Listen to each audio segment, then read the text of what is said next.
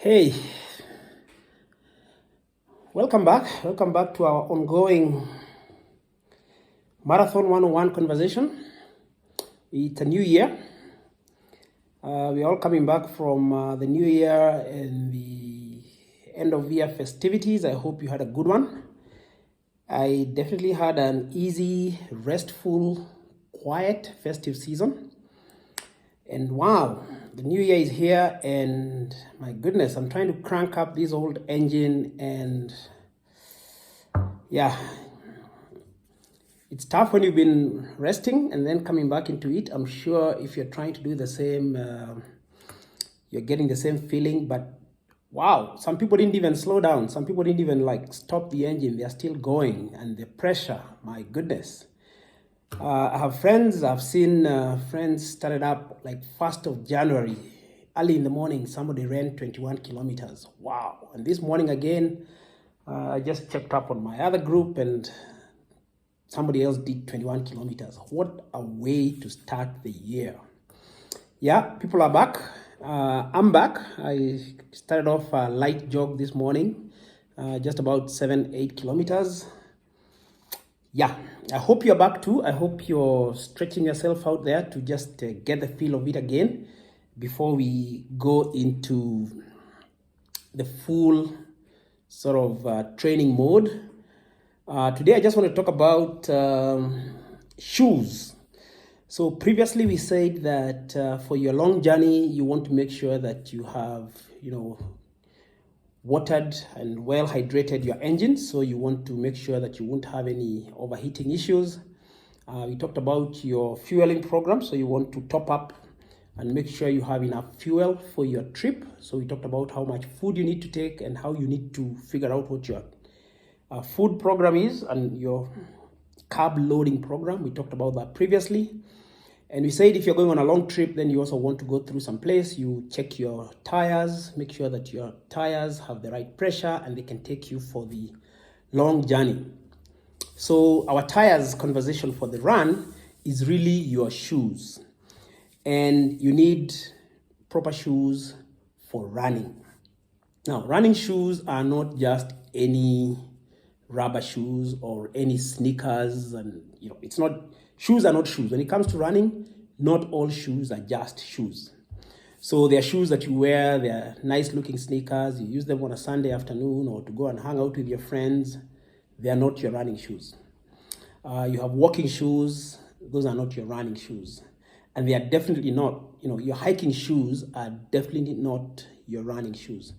So when you look for shoes for running, make sure that when you're buying your shoes, you're specifying that you're looking for running shoes. And, I have shoes that I've used before. So this is my latest running shoe. As you can see, it's well worn. It's done a whole year. I just came off the last marathon with it. It's a bit dusty from my run this morning. But what you're looking for in a running shoe, this is my previous running shoe. So I have a few of these. I think I am going through a pair of shoes every year. And what you're looking for is a light shoe. So you want something that is light in weight so that you don't carry any extra gram that you carry on your running is extra weight that you don't need. So you want a shoe that is light, and these shoes are fairly light. But you also want a shoe that has a good thick cushion.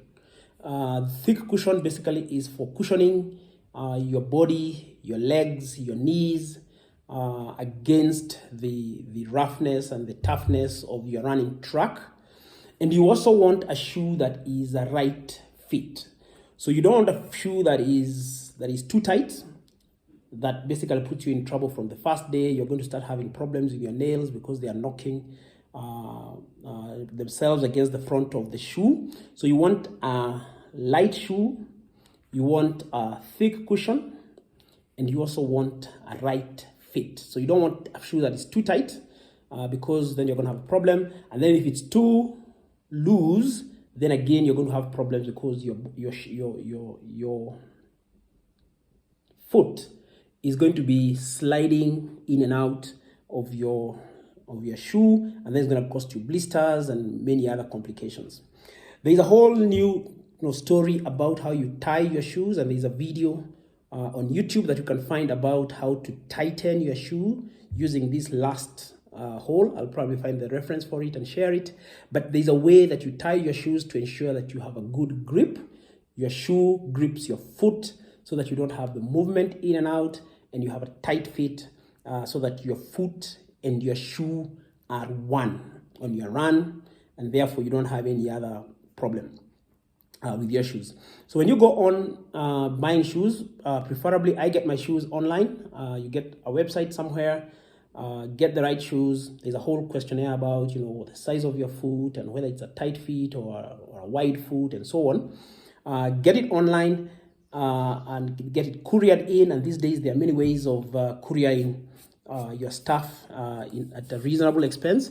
So get a good shoe, hopefully get a new shoe, because you might get a shoe that looks new, but somebody else has used it for running, and therefore you already have the cushioning already compromised. So it may look nice, but eventually it's not going to help you in your run because it's going to work against your cushioning, and then you start having problems with your knees and your bodies, so just because of the compromised cushioning.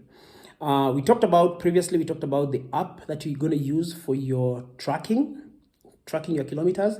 If you have a good app, you can also put the details of your shoe so that your app is helping tracking how many kilometers you've put on the shoe. And any good shoe will be good for 1,000 kilometers, maybe 800 kilometers. Worst case, maybe 1,200 kilometers. So you want to be sure that you don't then overuse your shoe, because if you do, then again, you start compromising whatever qualities that you have put on. Just a warning here, a good running shoe is expensive. And a good running shoe is a good investment. I realized that a few years ago when I started hiking, and I realized the biggest investment you're going to put in your outdoor activities, whether it's hiking and now whether it's running, is really the quality of your shoe.